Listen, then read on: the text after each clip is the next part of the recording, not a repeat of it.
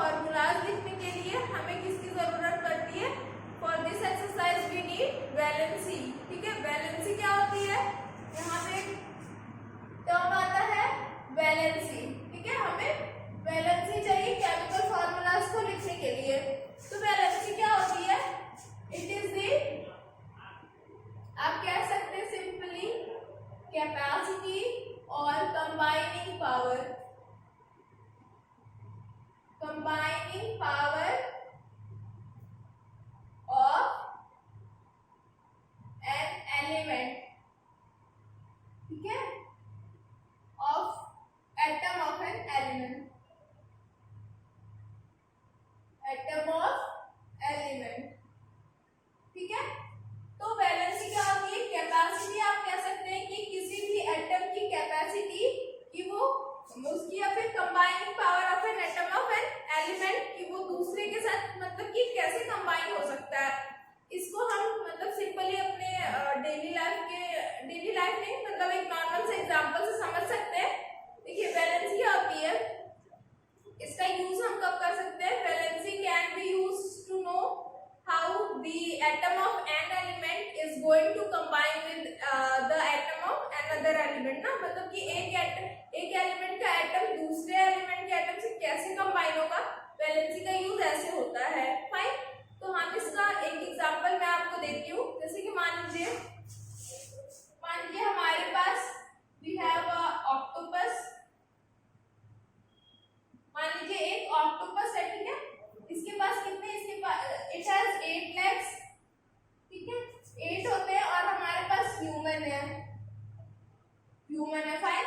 तो अगर हम ऑक्टोपस, हम चाहते हैं कि जो ऑक्टोपस है वो ह्यूमंस को कैसे कैप्चर करे? By holding it's 2 hands. ठीक है, मतलब कि ह्यूमंस को ये 2 हाथ ह्यूमंस का ऐसे पकड़ के कैप्चर करे, ठीक है, या होल्ड करे उसे। तो यहाँ पे हम क्या देखेंगे कि हमारे पास जैसे अगर ऑक्टोपस है तो वो कितने ह्यूमंस को पकड़ सकता है? तो ये इसके पास 8 लेग्स है और ह्यूमंस को इसको पकड़ना है 2। तो जैसे कि 2 हैंड्स है, ठीक है, तो हम लोग कैसे करेंगे? 2 हैंड्स पकड़ेगा तो 1 ह्यूमन, ठीक है, फर्स्ट ह्यूमन मान लीजिए, फिर से किसी दूसरे ह्यूमन का पकड़ेगा, फिर तीसरे का, फिर चौथे का। ठीक है, 2 हैंड, ठीक है, 2 हाथ पकड़ लिया, तो इसके 8 कंप्लीट हो गए, 2 2 4 6 और ये 8। ठीक है, पूरे 8 लेग्स, मतलब कि इसके 8 लेग्स जो है वो यूज हो गए इतने ह्यूमंस को पकड़ने के लिए। तो हमारे पास कितने ह्यूमंस आए? 4। ठीक है, तो यानी कि इसके पूरे के पूरे 8 लेग्स यूज हो जा रहे हैं पूरे 4 ह्यूमंस को पकड़ने के लिए। तो हम इसको वैलेंसी की तरह समझ सकते हैं कि इसकी वैलेंसी 8 है। 8 मतलब आप कह सकते हैं इसकी 8 फ्री हैंड है ताकि वो इतनों को कैप्चर कर सके। तो जैसे कि अगर हम ऑक्टोपस को O से डिनोट करें, ह्यूमंस को H से डिनोट करें, तो अगर हम इसमें केमिकल फॉर्मूलाज लिखेंगे तो वी विल राइट OH4, क्योंकि हमारा जो एक ऑक्टोपस है वो कितनी ह्यूमंस को पकड़ सकता है? 4 ह्यूमंस को पकड़ सकता है। इसलिए हमारा जो फॉर्मूला बन गया, जैसे ये हमारा फॉर्मूला हो गया, ये हो गया ये चीज, ठीक है, OH4। तो यहाँ पे इसकी 8 विकल्प से इसकी वैलेंसी 8 है। फाइन, तो इसी तरह हम क्या करेंगे, अब देखेंगे कि केमिकल फॉर्मूलाज हम कैसे लिखते हैं। मैं आपको एग्जांपल से समझाऊंगी। तो हमारे पास जब भी हम केमिकल फॉर्मूलाज लिखते हैं तो थोड़ा कुछ पॉइंट्स को हम देखेंगे। 3 पॉइंट्स है। पहला है कि जो चार्जेस हैं, charges on ion must balance. ठीक है, मस्ट बैलेंस। ठीक है, हमारे पास जो चार्जेस हैं किसी भी मतलब आयंस पे, वो क्या होने चाहिए? वो तो एक तो बैलेंस होने चाहिए। जैसे कि अगर हमारे पास मान लीजिए हाइड्रोजन है, उस पे कैसी बैलेंसी होती है? पॉजिटिव प्लस है, और क्लोरीन है वो नेगेटिव होती है। ठीक है, तो चार्जेस आयंस पे बैलेंस होने चाहिए। ठीक है,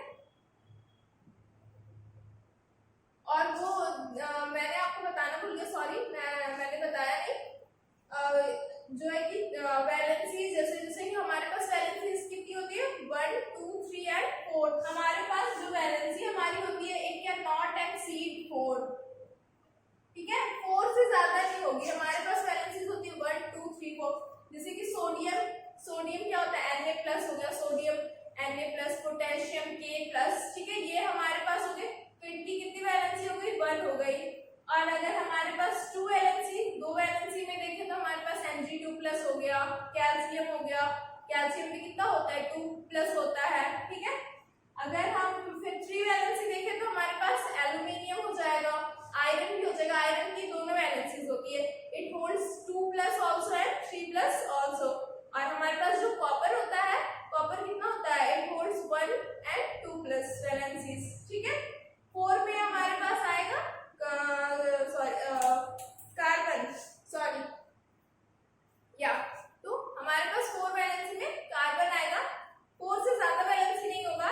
ये आप आगे मतलब फर्दर क्लास में पढ़ेंगे, ठीक है। तो हमारे पास ये वैलेंसीज हो गई, आपकी बुक में चार्ट दिया हुआ है, आप उससे देख सकते हैं। खैर आप फिर आपको प्रैक्टिस करते करते सबका मतलब पता चल जाएगा कि हाँ इसकी ये होती है वैलेंसी, इतनी होती है। सो हम अपने वापस से पॉइंट पे मूव करते हैं। हमारा क्या था, फर्स्ट पॉइंट कि charges on ion must balance होने चाहिए। दूसरा है कि if we have metals and non metals in compound, ठीक है, मतलब हमारा जो कंपाउंड है वो कंटेन करता है अगर मेटल्स और नॉन मेटल्स को, तो जो हमारे मेटल्स हैं we will write them in left side और नॉन मेटल्स को हम लिखेंगे राइट साइड, ठीक है। ऐसे हम लिखेंगे ना, मेटल्स को इसमें लेफ्ट साइड में और इसको नॉन मेटल्स को राइट साइड में लिख देंगे। फाइन, जैसे मान लीजिए हमारे पास CaO है, तो ये हमारा मेटल है, ये हमने लिखा है लेफ्ट साइड में और इसको लिखा है हमने राइट साइड में।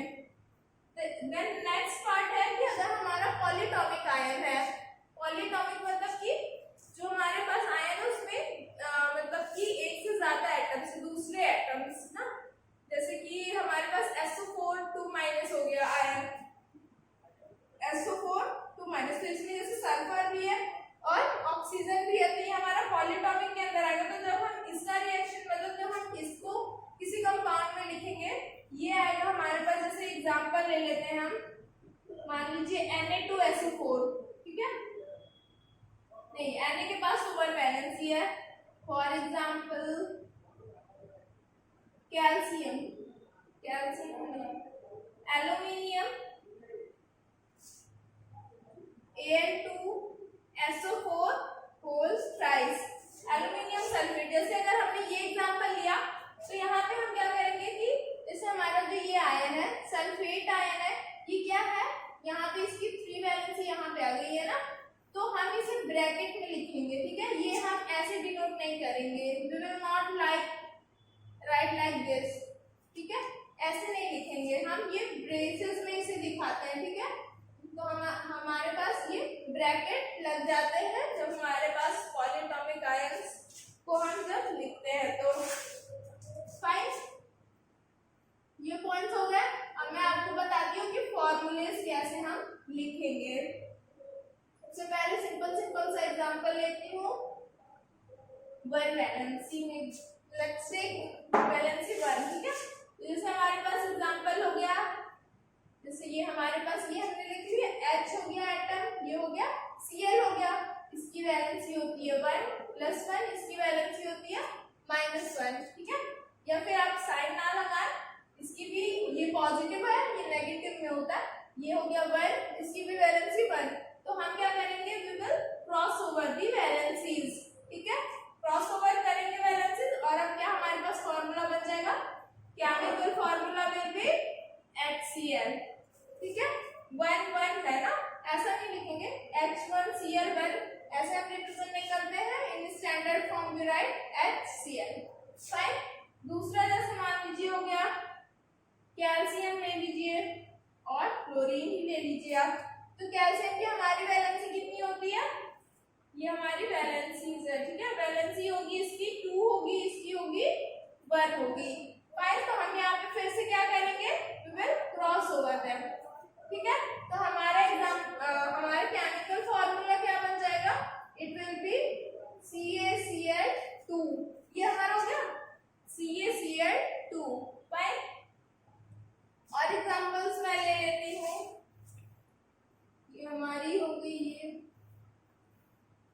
एल्यूमिनियम ऑक्साइड ले लीजिए आप एज ए एग्जाम्पल।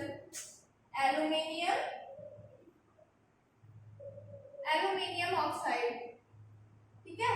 तो नेम से पता चला हमारे पास एल्यूमिनियम होगा और ऑक्सीजन होगा। तो एल्यूमिनियम क्या है, यहाँ पे हमने लिख लिया एल्यूमिनियम, यहाँ हमने लिख लिया ऑक्सीजन। इसकी वैलेंसी होती है 3 + 3, इसकी होती है 2। We will cross over them. हमारा जो फॉर्मूला बन जाएगा वो क्या हो जाएगा, A(O3), ठीक है। ये 2 इसके पास, ये 3 इसके पास, and we got the formula. Fine. ऐसे ही करके आप अपने सारे मतलब जो केमिकल फॉर्मूलाज है वो लिख सकते हैं। Fine. So next I will tell you about molecular mass. हमारा मॉलिक्यूलर मास क्या होता है, तो मॉलिक्यूलर मास क्या होता है, you can say the sum of all the atomic masses of the elements of a substance, ठीक है। मानिए हमारे पास कोई मॉलिक्यूल है, मॉलिक्यूल में जितने भी एटम्स हैं सबके जो है सम, एटॉमिक मासेस के सम को हम क्या कहेंगे, जब कंबाइन कर देंगे तो मॉलिक्यूल है। जैसे हमारे पास एक मॉलिक्यूल है, ठीक है, मॉलिक्यूल है, उसमें मान लीजिए उसमें 3 एटम्स हैं, ठीक है। तो उन तीनों एटम्स के सम को जब उन तीनों एटम्स के मास को हम क्या करेंगे, कंबाइन कर देंगे, तो जो हमारे पास रिजल्टेंट मास आएगा वो क्या हो जाएगा, मॉलिक्यूलर मास, ठीक है। Molecular mass. और एक हमारे पास होता है फॉर्मूला यूनिट मास। फॉर्मूला यूनिट मास। तो जैसे मॉलिक्यूलर मास मैंने क्या बताया कि कोई भी मॉलिक्यूल है तो उसके सारे एटम्स के मास के सम को हम क्या कहेंगे, molecular mass.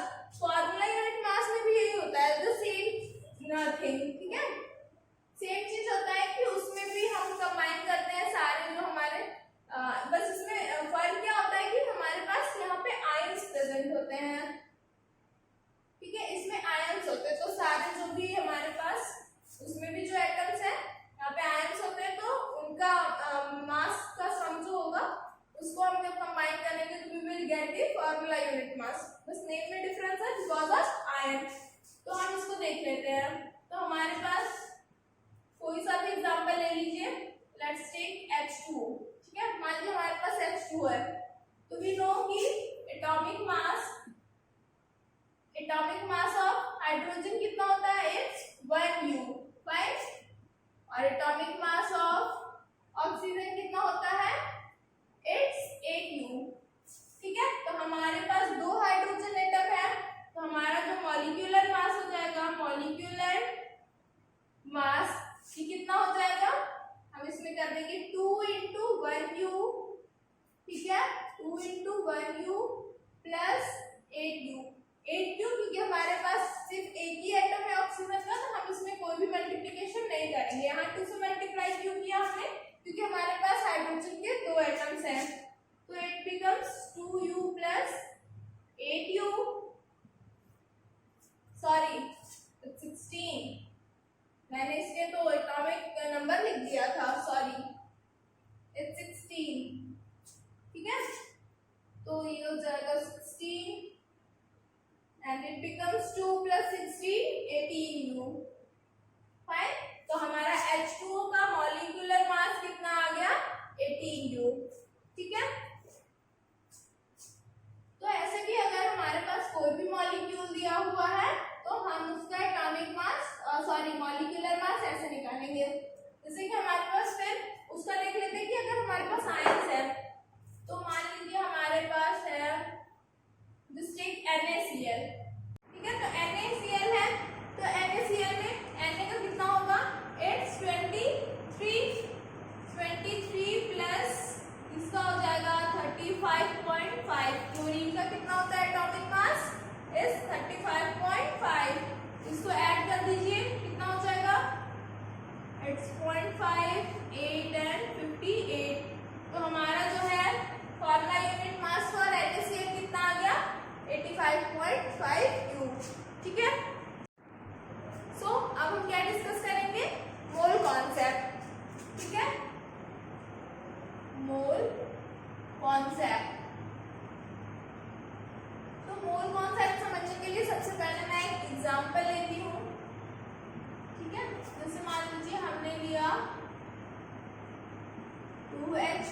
plus O2 it gives us H2O। ठीक है, मान लीजिए हमारे पास ये रिएक्शन है तो हम इसको दो तरीके से डिफाइन कर सकते हैं, एक बाय नंबर ऑफ मॉलिक्यूल्स और दूसरा bye its mass, molecular mass you can say, molecular mass ना। हम यहाँ पे क्या कह सकते हैं कि नंबर ऑफ मॉलिक्यूल से या तो हम डिफाइन कर दे कि यहाँ पे मतलब कि दो मॉलिक्यूल ऑफ हाइड्रोजन कंबाइन हो रहा है one molecule of oxygen two gives us two molecules of water या H2O। ठीक है, या हम ऐसे डिफाइन करें, या मॉलिक्यूलर मास से कैसे हम बोल सकते हैं, हाइड्रोजन है, ठीक है, यहाँ पे 4U of hydrogen it is combining with 32U of oxygen to give this much। ठीक है, इसका मॉलिक्यूलर मास 36 हो जाएगा। तो हम इतना इतना इसके मॉलिक्यूलर मास से या तो डिफाइन करें या तो नंबर ऑफ मॉलिक्यूल से, इसे तो हम ऐसे भी डिफाइन कर सकते हैं। But if we are taking any chemical equation, तो केमिकल इक्वेशन को हम कैसे डिफाइन करेंगे, it requires the number of molecules ना। केमिकल इक्वेशन लिखने के लिए हम कैसे डिफाइन करते हैं, it is indicated by the number of molecules या atoms. So it is more convenient to define the reaction by its means the number of molecules not by mass. ठीक है, तो इसलिए ज्यादा कन्वीनियंट हमारे पास ये है कि हम नंबर ऑफ मॉलिक्यूल्स या एटम्स से डिफाइन करें। हमने फिर एक नया टर्म लाया दैट इज कॉल्ड मोल। ठीक है, अब इस मोल को समझना काफी इंपॉर्टेंट है कि मोल है क्या। तो सिंपली क्या हमारे पास वन मोल, हमारी जो वन मोल क्वांटिटी है ऑफ पार्टिकल्स, यहाँ पे मैं पार्टिकल्स कह रही हूँ, पार्टिकल्स यहाँ पे क्या हो सकते हैं, एटम्स हो गए, आयंस हो गए, मॉलिक्यूल्स हो गए। ठीक है, आप जो भी ले पार्टिकल्स ये सब में से। ठीक है, तो हमारा जो वन मोल होता है ये क्या होता है, it will B 6.022 atoms, sorry 6.022 into 10 to the power 23 of particles।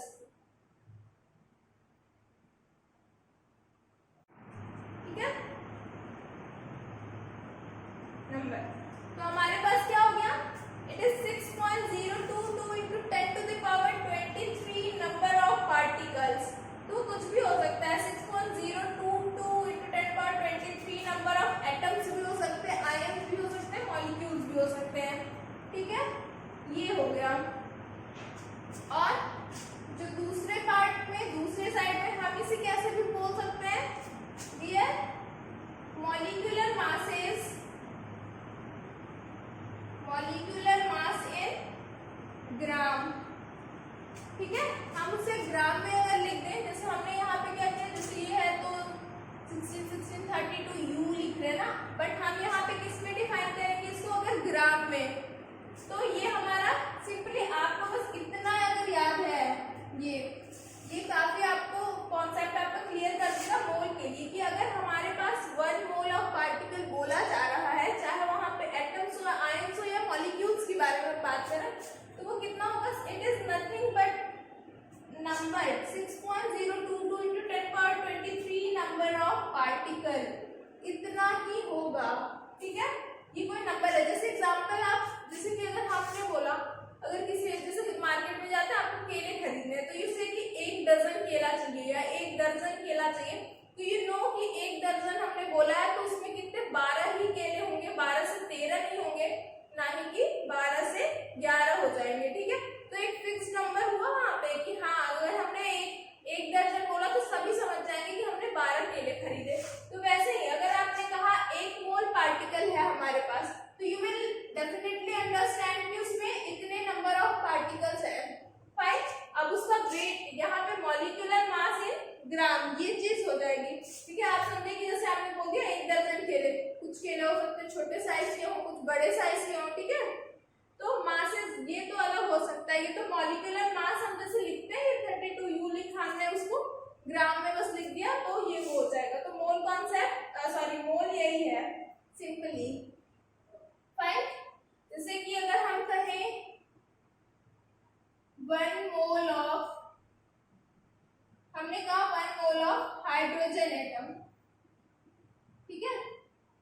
हमने 1 मोल ऑफ हाइड्रोजन कहा तो it will contain 6.022 into 10 to the power 23 number और एटम, नंबर ऑफ एटम यानी कि वो इतना नंबर ऑफ एटम कंटेन करेगा हाइड्रोजन का। वही मास में कहे तो 1 ग्राम, ठीक है, 1 ग्राम मास इसका हो जाएगा। फाइन, तो आपको बस इतना याद रखना है, ये चीज यहाँ से ये चीज काफी इंपॉर्टेंट है, इतना आप याद रखें, ठीक है। फर्दर और एग्जांपल मैं लेके समझाती हूँ।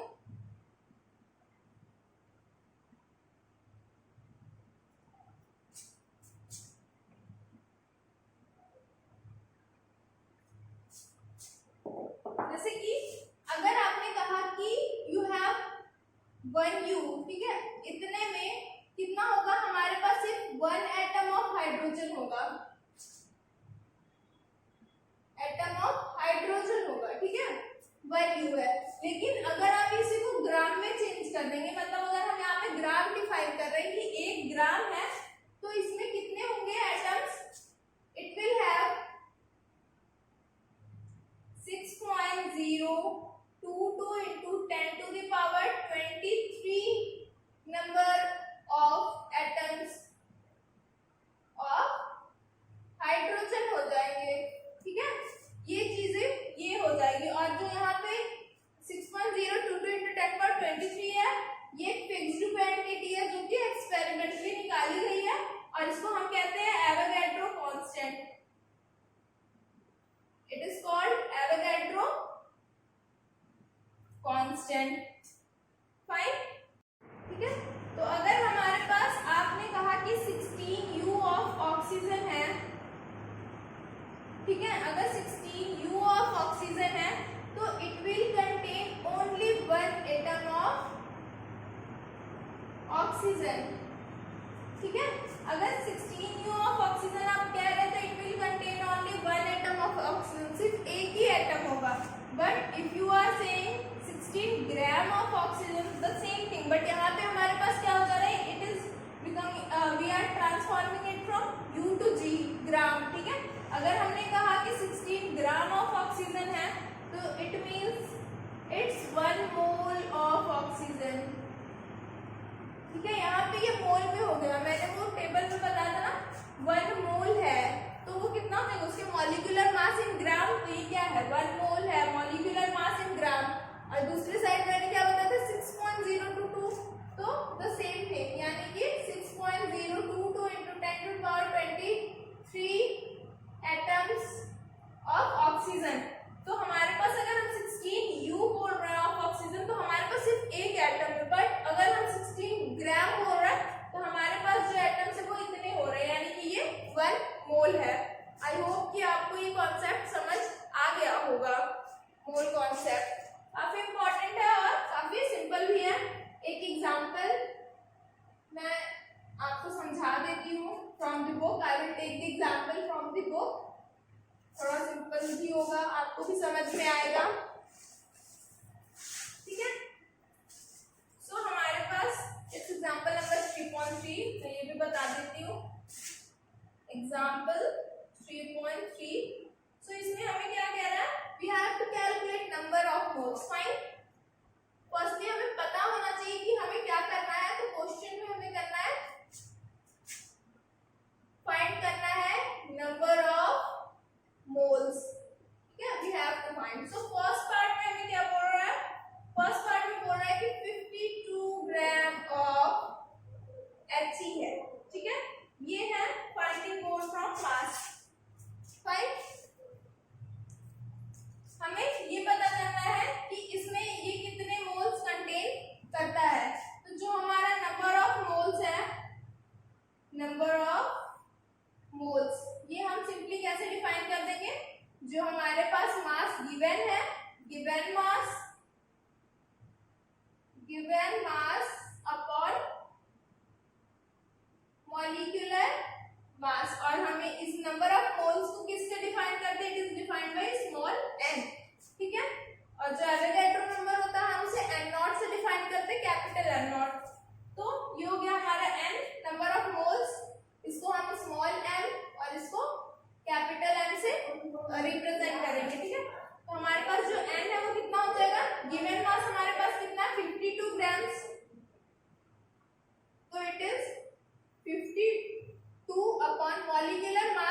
ग्राम्स होगा, ठीक है। तो मॉलिक्यूलर मास कितना होता है हीलियम का, it's 4, so we will write 4। हाँ, तो हमने 4 लिख दिया, ठीक है। 52/4, तो इट विल बी 13। तो जो हमारी n की वैल्यू है वो कितनी आ गई, 13। तो नंबर ऑफ मोल्स फाइंड हो गए, 13, सिंपल था काफी, ठीक है। Second part it is, second part में हमें क्या बोल रहा है, हमें दिया हुआ है 12.044 into 10 to the power 23 number of helium atom, ठीक है। कितने एटम हमें दिए हुए नंबर ऑफ एटम्स, और हमें बोला है नंबर ऑफ मोल्स निकालने को। सो नंबर ऑफ मोल्स हम निकालेंगे, ये हमारे पास क्या हो जाएगा, जो हमारे पास गिवन है number of atoms this much upon Avogadro number 6.022 into 10 to the power 23।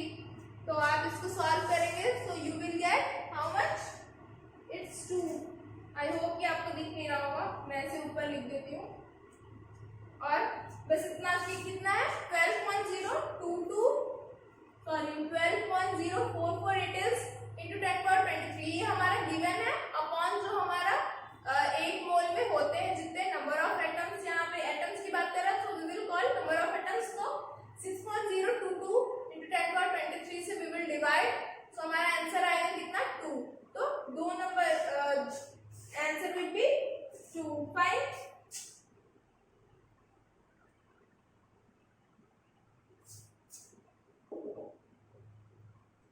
ठीक है, तो ये हो गया।